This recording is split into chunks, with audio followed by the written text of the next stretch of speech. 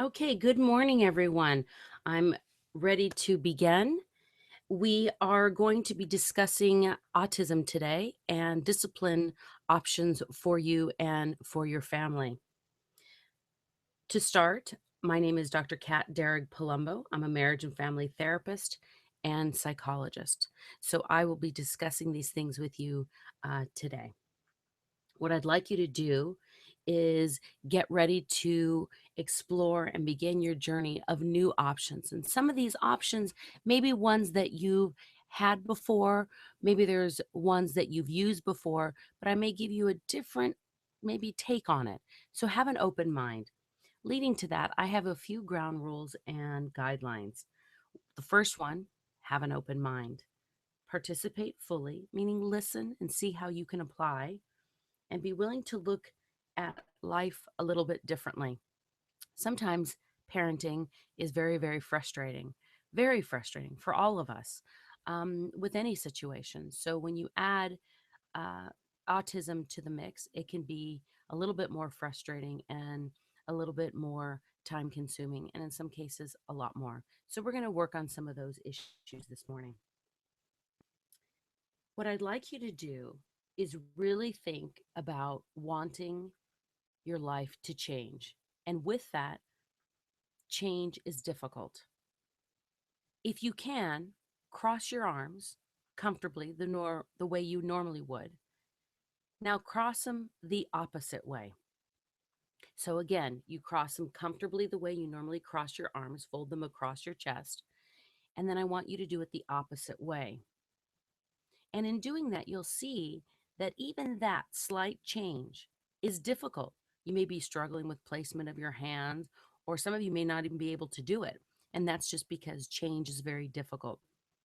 So when you take on some other things like discipline with your child, it can be very difficult because the process of change is difficult. But eventually, through perseverance and dedication, you will find it to be a lot more smooth. Okay, so what I'd like you to do now is sit back and think about how you would like your life to be. What would be better for you? Would it be less tantrums? Would it be consistency with the child? What would it be? That's what I want you to think about. Take about 30 seconds, sit back, close your eyes, and think about that.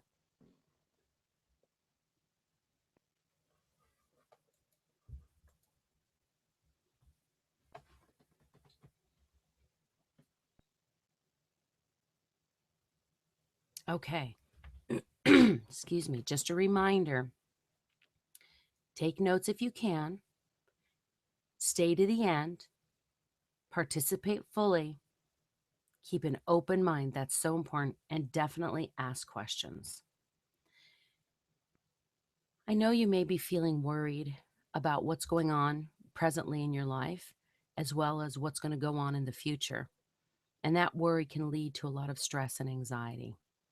I know you're feeling frustrated, oftentimes not having the tools or the skills needed to deal with the situation at hand, and that can be very frustrating.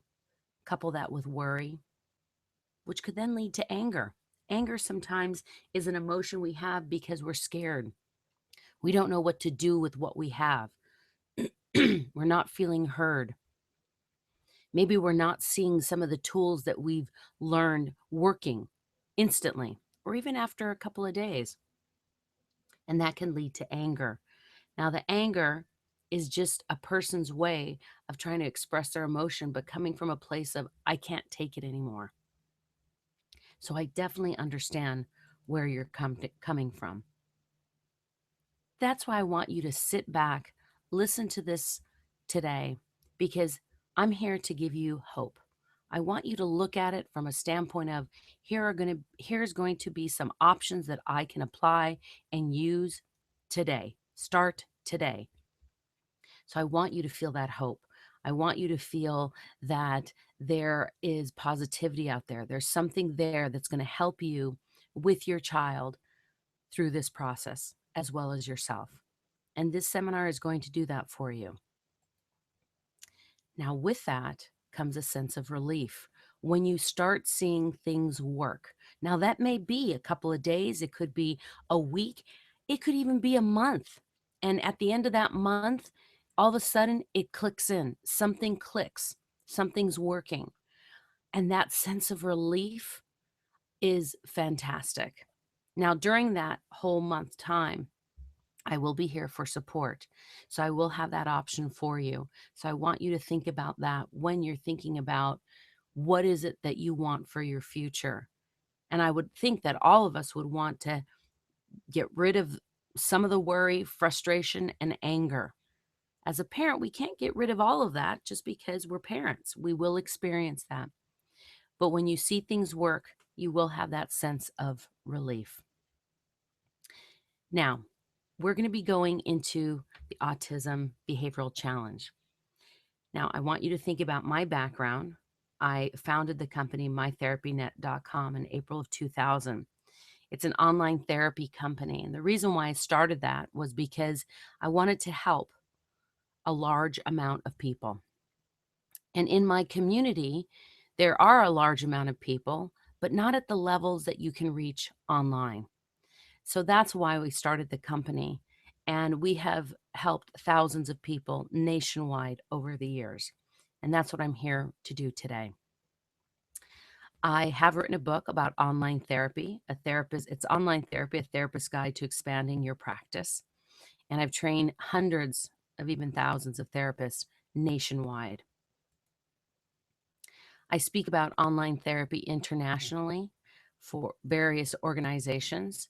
I do have a private practice, and I work with couples and families and individuals looking at family dynamics, behavior, and discipline, and children with autism. Oftentimes, it's working with the families and learning how to deal with the specific and special needs of that child. So, we will explore that throughout today. Now, when we look at the three behavioral problems, it's lack of communication, aggression, and tantrums. Many of that, most of that comes from stress and anxiety. They don't have the full ability to express their emotions and express what they're saying. I look at children who do not have autism, and sometimes their difficulty explaining what they are thinking and what they're feeling. And you want to be able to connect that thought and that feeling together. So they have a thought, that thought then develops an emotion. But how do the two relate? And how can they overcome that emotion? By using more of a thought process. So that's part of what you're going to be learning, how to reduce that stress and anxiety. Oftentimes with children with autism, you'll start seeing their stress build up, and you'll see that through their reaction to certain things. They may begin to talk to themselves. They may withdraw from their family or friends or wherever they are. Their breathing becomes rapid or slow. Their muscles become tense, and especially around their shoulders and neck. And oftentimes they'll bring up their shoulders right up to around their ears. They're definitely feeling the stress and anxiety. They could be rubbing their hands, pacing, rocking. There's a lot of different things that children will do to provide comfort for themselves. And with somebody with autism, the stress is pretty high because they are constantly put in a position of having to reorient themselves to their surroundings and feel the pressures and the responses of others. That's just a natural occurrence, excuse me, with autism. So they are going to be in that place of stress and anxiety. And that's why many of them lead to aggression and tantrums. They don't have the words, they don't have the ability to connect that thought and that feeling together and then express it. So, those are some things I want you to think about with it. It's not necessarily to push your buttons all the time or to ruin your dinner, it's because they're unable to communicate. Now, Sometimes punishment can work and sometimes it doesn't. And the reason why it doesn't is because they don't understand it. So, some of the things that you may be doing where you feel that you are doing the right thing, but what it does is it ends up in a tantrum. And it could be you just need to tweak it a bit. Just tweak it a bit. Again, this is a learning process. So let's look at some of the things that we can do. What are the solutions? Solutions are very, very important. The other thing that's very important is support. So I will be talking further about the support options that we have for you. Now, with aggression, oftentimes music can help. Music can help calm what's going on with your child. Find a piece of music that is going to keep them calm. I really recommend music that does not have words. Words sometimes can cause confusion or frustration because uh, many times you don't even understand what they're saying. So I want you to think about that in um, in your selection of music. Find something that's very, very calming. Excuse me. Relaxation music. It's vital. It's vital because when you start seeing them do certain things, maybe when they're feeling that stress and anxiety, they're speaking loudly. Maybe they're going to take off and run. They're darting away from you. There's so many different things that they begin to do to show that stress and anxiety. Having that music with you is so important. Now, this is music that I would recommend that maybe you put on in the morning when they wake up, you put on again in the evening, because what you're doing is you're triggering a response of calmness and stress reduction. Now, what I'd like to bring up right now is there is a behavioral system, and it's was introduced by Pavlov. And the best example is Pavlov and his salivating dogs. And it's an example because it really does apply to human beings as well. And the behavioral technique was to show the dog a piece of meat and ring the bell. The dog sees the meat, begins to salivate. Pavlov did this over and over and over again, creating a pattern. That's the key. It needs to be done over and over and again. Many parents that I see will come in and say, I've tried it a couple of times and it just didn't work. It has to be more than a couple of times. They need to see things over many times. If we look at just plain marketing, they say somebody needs to see a television commercial 8 or 9 times before it's something that they're going to at least try. So thinking about that, going back to Pavlov, shows the dog the meat, rings the bell, dog salivates over and over and over again. Eventually, the pattern is ingrained, and now all Pavlov needed to do was ring the bell, and the dogs began to salivate with no sight of the meat. So it's creating a behavioral pattern. Music can be a huge part of that. So you can have a system with you, a portable system that you could play the music on your phone or maybe an iPod or something simpler, but you have that music, have it in the car. Um, but have it be a trigger and be a part of that relaxation. I would even encourage you as a mom and a dad to have the same type of thing. Pick out a piece of music that you will use for yourself over and over and over again that can get you to calm down. That would be something that I really recommend. The other thing I would do, at first, some people say, oh, I've tried charts, I've tried graphs, I've tried all sorts of things. That never, ever works. But really, if you use it appropriately, it does work. And the reason being is it's a tool used to connect the thoughts and the feelings for your child. It also allows you to keep a record of what's going on with your child and they can visually see it. That's so important. So, an ideal would be for you to create a chart around something that they're doing where they show aggression. Maybe it's brushing their teeth. Instead of saying, "Oh, you must brush your teeth." No, you're brushing your teeth. You're brushing your teeth. You can say things. We have this chart. Get stickers. Have them pick out the stickers that they want. Have your child help you with the chart. Even if you're doing it on the computer or you're writing it out yourself, have them do that. And every day that they brush their teeth with a minimal prompt, you add a star. Maybe if they do it without it, you add 2 stars. Now have a delayed response of gratification, meaning have the chart go for a week or have the chart go for 3 days. And then eventually you can build up. Just remember, with each level, there will be levels of frustration, but you're going towards the goal. So keep that in mind, that if you do it for 3 days and you say, "Oh my gosh, it's working great. I don't want to add another day." We'll keep that going for a while, but then eventually add another day. And I will be able to support you with that process, because once you have something down, you don't want to rock the boat again. But it is important for your child to keep improving and keep getting better with those levels. Now, tantrums. Tantrums are never fun. No parent says, "Oh, I love when my kid throws a tantrum." No one likes it. The difference being is with a child with autism, oftentimes is unable to break free of that tantrum. And many times it's because they're unable to communicate. What I recommend is beginning keeping a journal.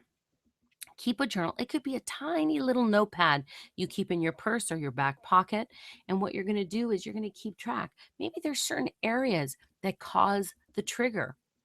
But if you have other kids involved or you're with other families and you're not paying attention to some of those triggers, like we all do, keeping a little journal will be helpful. Jot down. Maybe there's something your child doesn't like to be around animals. Maybe your child does like to be around animals and doesn't want to be taken away. Maybe there's crowds, certain crowds that they don't like to be around. That could be in large arenas for games, Disneyland, certain things like that. Maybe there's other things that you can do to help accommodate.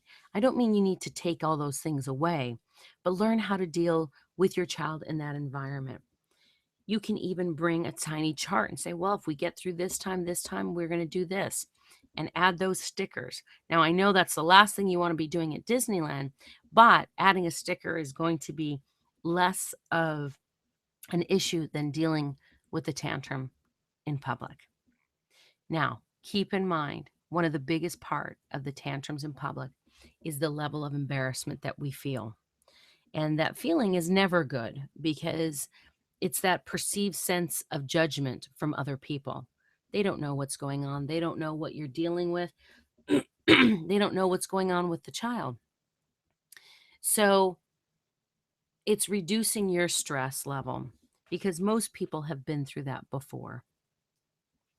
So try not to get too connected with that. And that night, I would recommend that you also treat yourself to some soothing music and calming um, music that's going to help you. So those are some things to deal with the tantrums. The other thing is many times people will allow the tantrums to play out in a public place. If you are able to deal with that and not allow your anxiety and anger and frustration to elevate, then that's fine. Let it play out. And hopefully you encourage your child to say, "Wow, that tantrum was only 5 minutes long instead of 10 minutes long. That was much better." Find the positive that you can and encourage your child, and to let them know that that is getting better. Excuse me. Also, uh, have them come up with a word. You two, the three of you sit down, or sit down as a family and decide, what would be my word if I am feeling as though I am getting stressed out and I'm going to have a tantrum. Maybe they can use the word. Pick something simple, strawberry, um, their favorite animal, use it. And when they use that, that's when you instantly turn and give them the attention that they need at that moment to be able to calm them down. So you're working together as a family. And again, keeping that chart at home is so important. Now, your tantrums at home, it's the same thing. It's allowing them to play it out, maybe allowing them to go to their room if you see that happening. If they have that ability to go to their room, say to them, "You have every right to your emotions and your feelings, and I want to be able to hear you, but I can't when you're having a tantrum." So place them in their room, allow them to have their emotions if they're safe to be in the room by themselves, and allow them to have their emotion. Once they're done, check on them and have a conversation with them. Again, short and sweet, depending on where your child is with communication levels. Now, some of your children may be nonverbal. If they're nonverbal, then using the chart is so important. It shows them that you know what's going on and that you can keep track together. And it's almost their way of being able to be verbal when they're placing that sticker on that chart. It's very empowering because you're actually communicating together, but non-verbally. Now, just I touched base on it a little bit, but I want to go back to that. Other people's reactions. It's easy to say, hard to do. So I do know that. But we need to focus on our children and what is best for them. And oftentimes we get so focused on what other people are thinking and saying. They don't live your life. They don't know what's going on, but many people do have the ability to judge other people's lives. There will always be those people. But this is one thing to really, really keep in mind how the brain works and what it does to kind of mess with us. Now, I say that in a fun way, but it really does mess with us. You could have 20 people walk into a room and say, "Wow, you look fabulous." And the next person, one, walks in and gives you a look like, "Oh, what is that person wearing?" Who will you be thinking of? I bet you'll be thinking about that one person. Why did they look at me that way? What's wrong with what I'm wearing? And we focus less on the 20 people who were supportive and kind. So when you're out and you are in the public, think about it this way. And maybe even tell yourself while your child is having the tantrum, there's probably 95 people here who are supportive of me and actually probably saying, "Oh my gosh, that mother has to deal with the tantrum." And they're feeling empathic. And you may have 5 that offer judgment or looks. Don't focus on those 5. Think about the 95. You're going to feel better. You may not see the whole 95, but they're there. Trust me, they're there. Try not to get so focused on those 5 that offer judgment because really it's more of a reflection of them than it is of you. So think about those things when you're out there and dealing with people's reactions.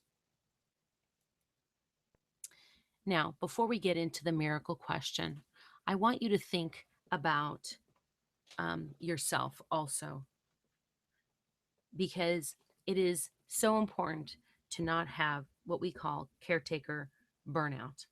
So you need to take care of yourself as well. I'm going to take a couple of questions. Let's see. Leona King. Let me go ahead and read that. I'm so sorry. I need to scroll down a bit. There it is. Okay. Our son is 14, nonverbal. He throws things, pulls hair, bites, pinches, not hard, almost like a warning. He watches for your reaction. He had some issues where a teacher hurt him. His behavior's escalating. They put him in isolation for most of the year until we pulled him out because he started pooping on his hand and throwing it in isolation. He's very seldom throws things at home. He's never pulled my hair or bites or pinches me. Well, Leone, you've created a safe environment as at his home. He feels comfortable. I'm so sorry that they chose to isolate him. I can see why the school decided to do that because they didn't want him to harm others, but isolating him is not the best choice. He's going to feel stress and anxiety because he's not being heard, he's not being seen. So I would definitely go back to that school or change a school that's going to, and I don't know if you have those options, but ideally would be to get him into a school that knows how to deal with the needs that he has. um, because he's nonverbal, all he has is the connection he has with somebody. um, so taking that away reduces all forms of communication for him. So definitely find him an environment where he's going to thrive. Now at home, along with school, once he gets to a new school, or maybe the school that is going to work with you, but creating those charts, having it be a good day. Now this is the other thing with teachers. Oftentimes they'll tell the parent, oh, this was a really bad day, this was a rough day. Say to them, yes, let's get down to it, let's figure out why it was such a rough day, but exactly how long was the rough day? Sometimes they're at school for 6 hours a day, and the rough part was an hour, just an hour. So what happened the other 5 hours? Yes, you want to specifically focus on that 1 hour and say, let's see what that behavior is. Let's see what we can do to take that undesirable behavioral away. But if the other 5 hours were actually good, what can we do to reinforce that behavior of that 5 hours? Because again, oftentimes teachers are dealing with multiple children and they've had 1 hour that's horrible, but the way they speak to the parent is that we had a rough day. So I think trying to use different terminology and different ways of approaching things with the teacher is going to be very important for your child as well as for yourself and for that teacher. The teacher does need to say, oh, wait, those other 5 hours were good. Okay, let's reinforce that part. Let me go to another question here.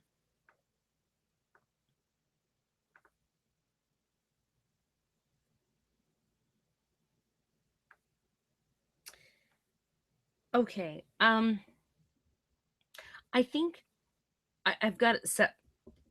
I've got many questions here. One of them is, how do the charts work? How do the charts work exactly? So let me go into that a little bit more. Um, you can develop charts, sit down with your child, maybe sit down with your partner ahead of time and see what behaviors that you want to um, not have anymore. What are some things that you can come up with? Um, maybe it's and always add on things that you know the child does well. Those are their freebies on the chart. So at home, what you do is, and I would do, you bring out the chart Sunday night. So the child knows, again, it's routine. You bring out that chart Sunday night, include if they do, if they brush their teeth, if they are reading, whatever else that they are doing that you know they do well. Maybe they're helping take out the trash. Um, Again, keeping it positive, the things that they do. Now, then you add in the other behavior. Instead of writing down, didn't bite my sister, I would write down, was nice to my sister, keeping it positive, because that's the behavior that you want, is be nice to my sister. So when you do that, put things on there, and you can keep it simple. You can start with 5 items or you can do 10, but at least have half of them be certain ones that the child is already doing uh, successfully. Now, we're going to go into the miracle question. I want you to sit back for a moment, close your eyes, and relax. Start breathing in through your nose, out through your mouth, in through your nose, out through your mouth. Do that at least 4 more times on your own.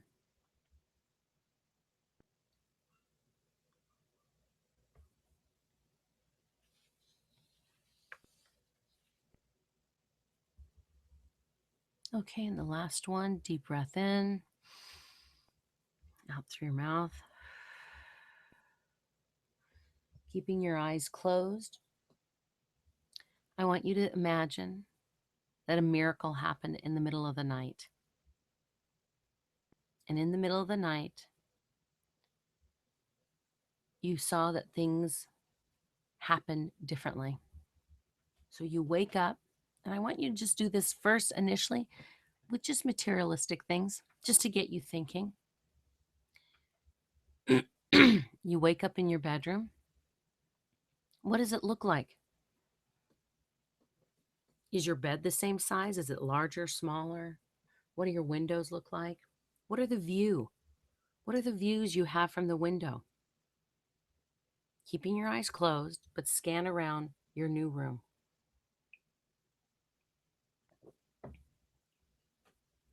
Get out of bed, walk down the hallway. What does your house look like? Where is it located? What are things that you want differently? And again, a miracle. So try not to rationalize it away. Don't say, well, that's not logical because we live over here. So to see the beach would be difficult. Just stay with your miracle. It's a miracle.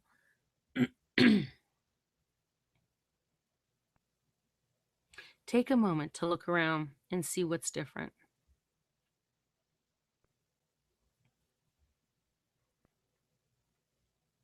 Now, I want you to take another moment, still keeping your eyes closed.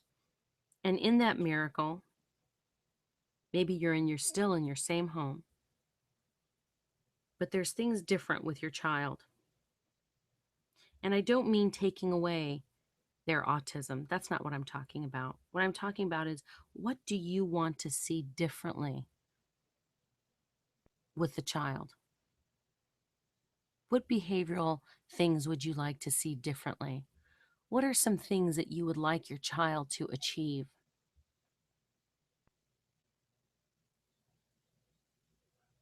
Why you're doing this is for goal setting.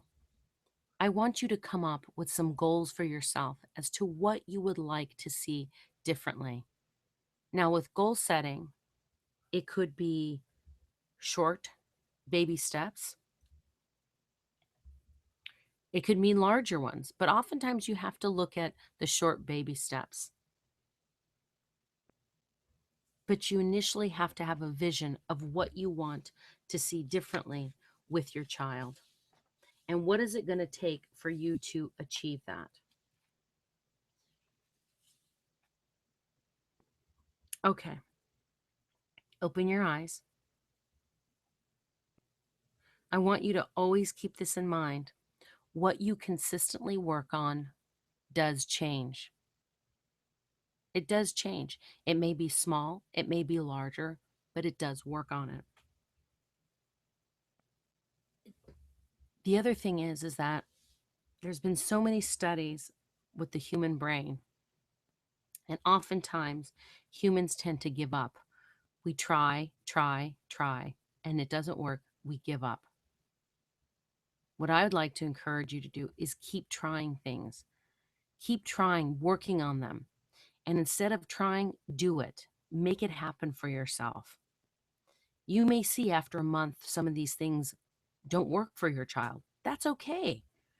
But you can actually say after a month or 6 weeks, this is what we did and it didn't work, but we modified it just a bit and it did work. Whatever you consistently work on does change. Now, let's talk a little bit more about this team I have.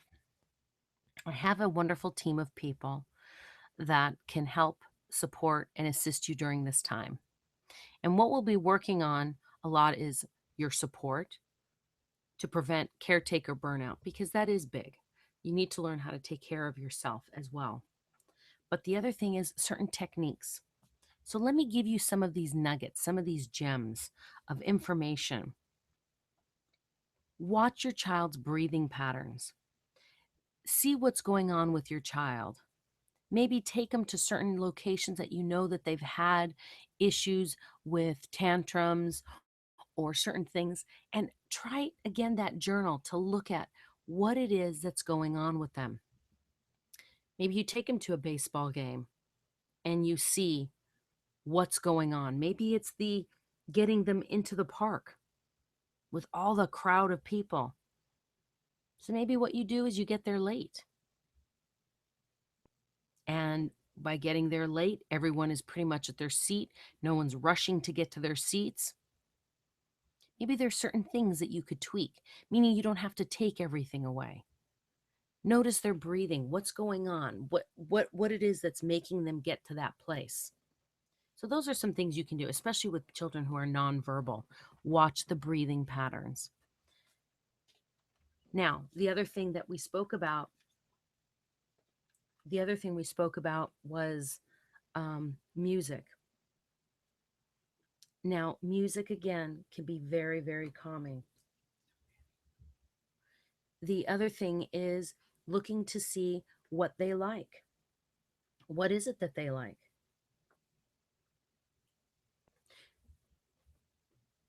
Okay, let me take another question really quick.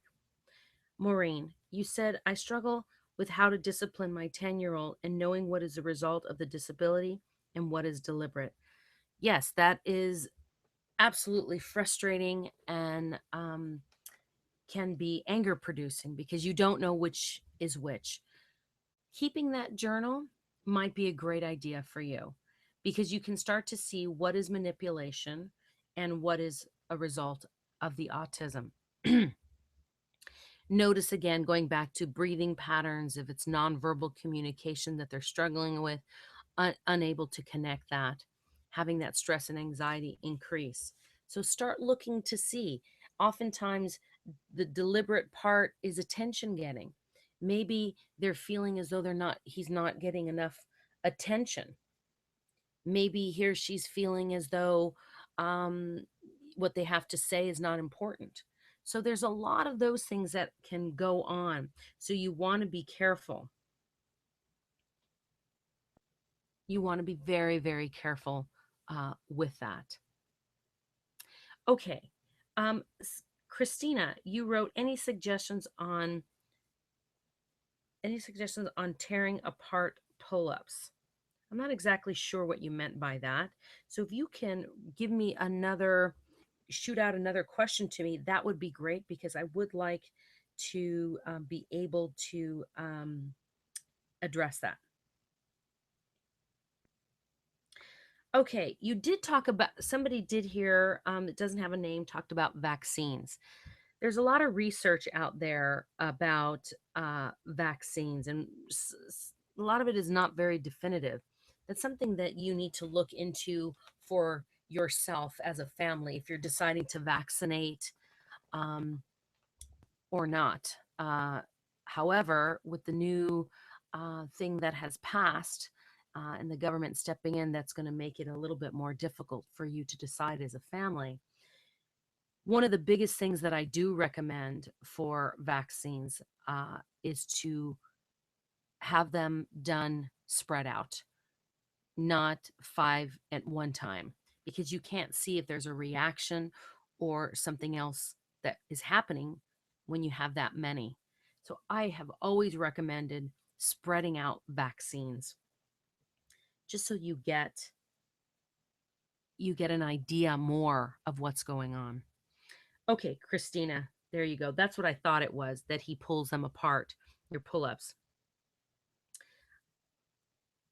Okay.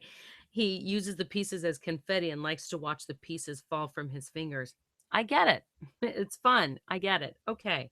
What I would do is get his pull-ups on instantly, put pants on, and if you can, put on pants or shorts with a belt, which makes it a little bit more difficult than a belt that he cannot pull off himself. Maybe there's one that's attached to the pants or the shorts to keep it a little bit more tightly on him, and then maybe give him something else to shred. Maybe he wants to shred something. He likes the confetti. Um, get some stamps for him to use. And what I mean, stamp cutouts to make his own confetti.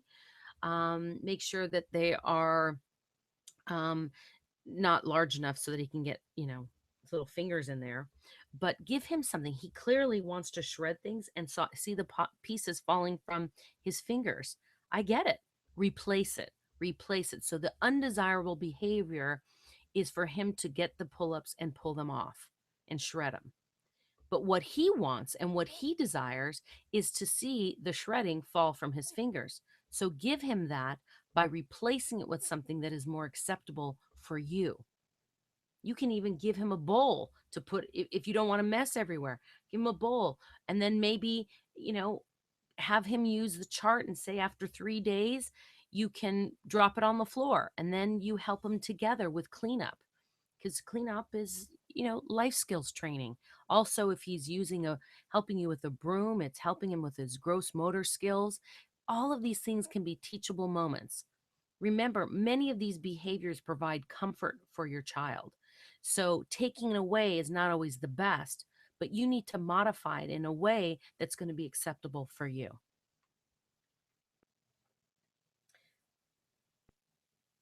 All right. So let me go to another question. And yes, Christine, I hope you got that at the end there with it being too messy. Different ways that you can modify that as well. Have them go up to that. Yes, absolutely, Christina. Construction paper, confetti, something easier to clean, but get him involved in making it. I think he would probably like it that you can make it. Someone wrote down essential oils. Yes, I am a firm believer in essential oils, but you need to be careful of what oils that are out there. There's some things that I would keep in mind.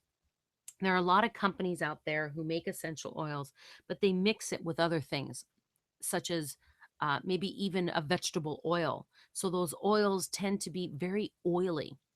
True essential oils are really not that oily. They go into the skin more and do not leave such a thick residue. The other thing to keep in mind is usually the essential oils that are found in amber glass, meaning yellowish, dark yellow, orangey glass, is much better than ones that come in clear glass.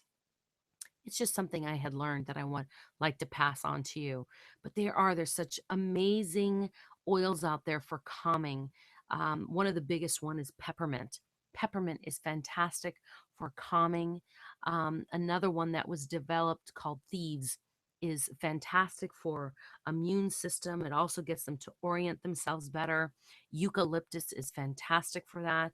Now, what I would recommend with the essential oils is the best way to apply them is at the bottom of the feet.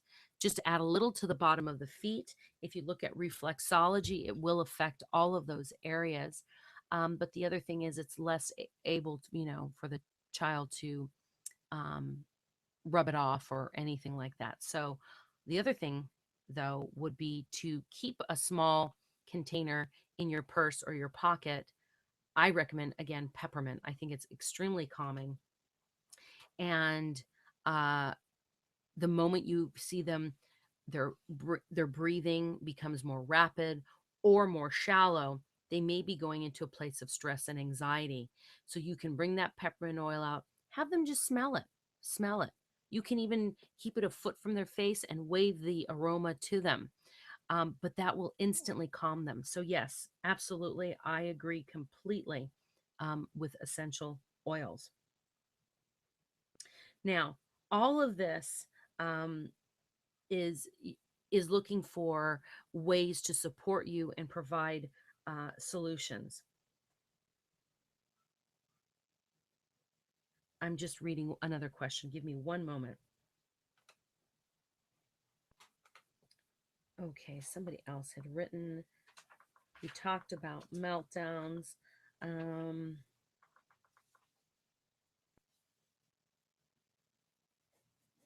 okay. Again, with music, what type of music? Music is fantastic. All types of music that is calming, Again, no words. I really recommend no words. That would be so important to not pick something with words, just because it's very, very calming. The other thing is, I would reach out for um, to try and receive counseling. Now, that is something that I offer to you. I want to give you these solutions and the support. So I want to talk about, in joining us, what you'll receive. You're going to receive weekly online meetings covering your specific issues and challenges. Meaning, when you join in on that, write your questions down. Let's have a discussion.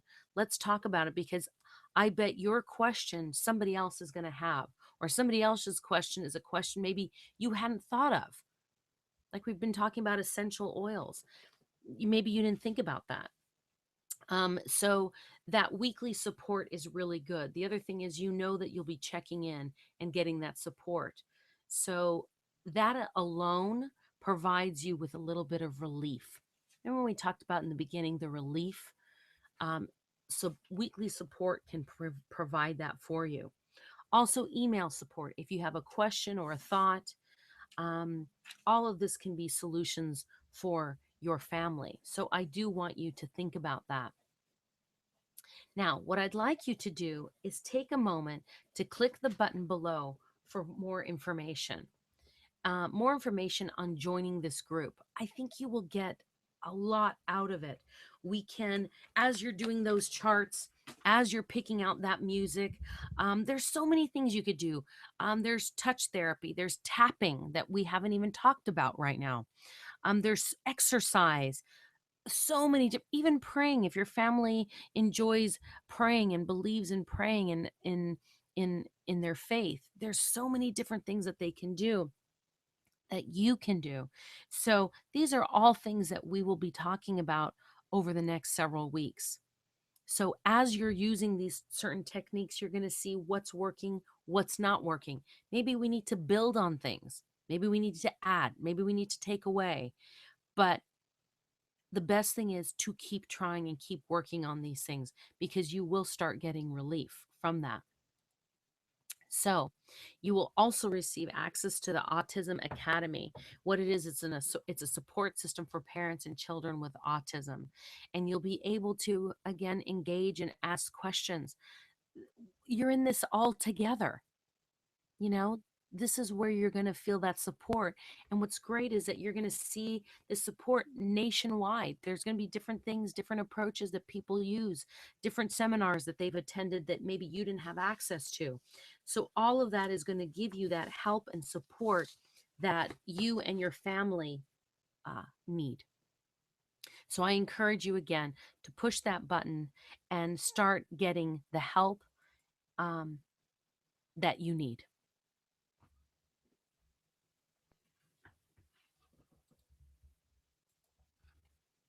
At this point, I'd like to answer any more questions that have come about. So let me go ahead and look at some questions. Okay, someone asked about the tapping. Tapping approach is pretty much a distraction. So the tapping, it literally is a slight tap. I usually use my index or middle finger, one finger, and I tap. And what I do is, it's a light tap, not too light, but it's pretty um, light. And I tap on the back, I'll tap on the wrist, I'll tap on the top of the hand, a lot of times on the elbow. And what I'm doing is, I'm causing a distraction, and it's another causing another sensory to happen within the brain. So it's that sensation that they're feeling from the tapping that causes a distraction. This is used great when you start to see a tantrum beginning to escalate. You start seeing that breathing, the repetitive conversation, um, or nonverbal, they're rocking back and forth, and you see them getting to that escalated point of stress and anxiety. You start the tapping, and the tapping causes that distraction, and it sends up um, a message to the brain, and that takes away, and it kind of jars them from their, oftentimes, focal point that seems to not be able to, pull them apart from, but it creates that distraction directly to their brain. So we can talk about that more as well, with the tapping. Okay. Oh, I see somebody else here wants to know more about charts. The charts, again, can be very small. You can use different charts for different things. For a child with or without autism, I recommend charts. I think they're excellent. I think it allows the child to have a level of responsibility for their own behavior and for them to see it. Most of the time, they become very proud of those charts because they see what's going on. They can see their progress. They can see how they're getting better.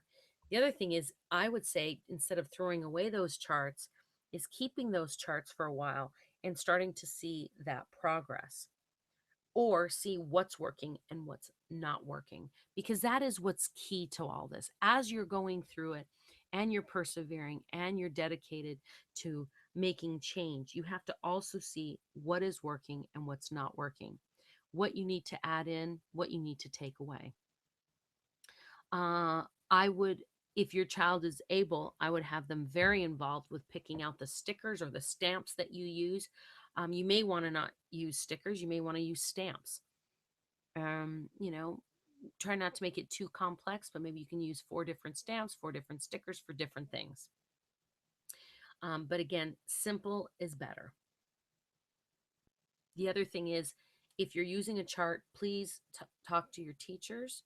If you have older children, the school age children, let them know what you're doing. Maybe it's something that they can add in as well, so it's on a continuum. And what I mean by the continuum is that it's happening at home and at school. But again, we can discuss more about charts, what's working and what's not working. Okay, I have another question here. Someone says, shall I keep my child away from other children? I'd like to say absolutely no. I don't know what's going on with your child. I'm not seeing why you would want to keep your child away.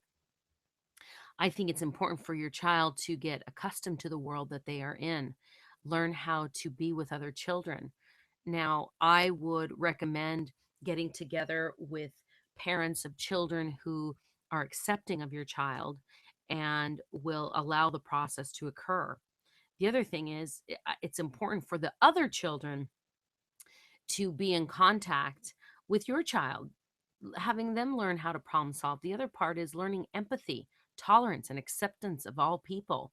I don't believe in separating children with autism at all. They have so much that they could teach other children. Many times they are so skilled in other areas, skilled in high levels of music and math, in the ability to retain information, memory. That's a gift. That's a huge gift that should not be kept from others as well. So, no, I do not recommend keeping children away, an autistic child, a child with autism, away from other children at all. So, we can again speak about that a little bit further around down the road. Okay, I have one last question that I'm seeing here, and that's about caretaker burnout. Um, this person wants to know in particular, what is caretaker burnout? What caretaker, you are the caretaker. Mom, dad, teachers, anybody involved with taking care of a child with autism is a caretaker. Caretaker burnout is exactly that, when you burn out from having to take care of your child. Now, this happens to all parents. All parents need a break, date night, getting out. Maybe they can go away for an evening if you have someone there to help you with, your children. Maybe it's escaping sometimes and going and getting, your nails done or a pedicure or a walk, go out and exercise, go out to dinner with a friend, um, allowing you to take care of self. Because when you take care of self, it allows you to regenerate yourself. And it's okay. It's okay. one of the things that I see repeatedly is the guilt that parents have.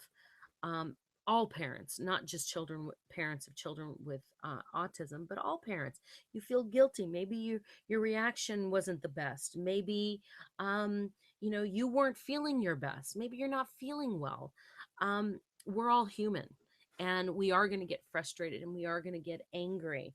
But the key is to keep it in check, not linger with guilt over it. See what you have done and move forward. But part of that is also going to be keeping yourself in a less stressful place. Now, I don't mean moving to a different place, but in your mind. Keep your stress in different locations, keep your thought patterns in a place that is more productive. Uh, Again, that music, allowing yourself that gift of music to calm yourself down as well. Put it on every night. Maybe lay with your child when they're listening to the music. And then after, you go and listen to your own piece of music where you get to calm down and relax. Allow that to be your gift. It's 5 minutes. 5 minutes, you deserve 5 minutes. So, those are ways for you to reduce stress and anxiety, which could lead to caretaker burnout. So we're coming to the end now, and I would really like to reiterate that I'm sure you are all doing an amazing job. The fact that you're listening to this conversation today should tell you that you're doing so much for your child and that your child is so important. So I really congratulate you on that and taking the time to find out solutions that are going to help you and your family. I'd like to continue to help you, and I'd like you to continue to gain that support that is so vital in keeping you in a place where you can be the most help for your child and for yourself. So, click on the button, and I encourage you to join. And I look forward to spending many more times with you, discussing your questions, discussing your life, and offering you the support, tools, and skills for a better you and a better journey for your family. Thank you.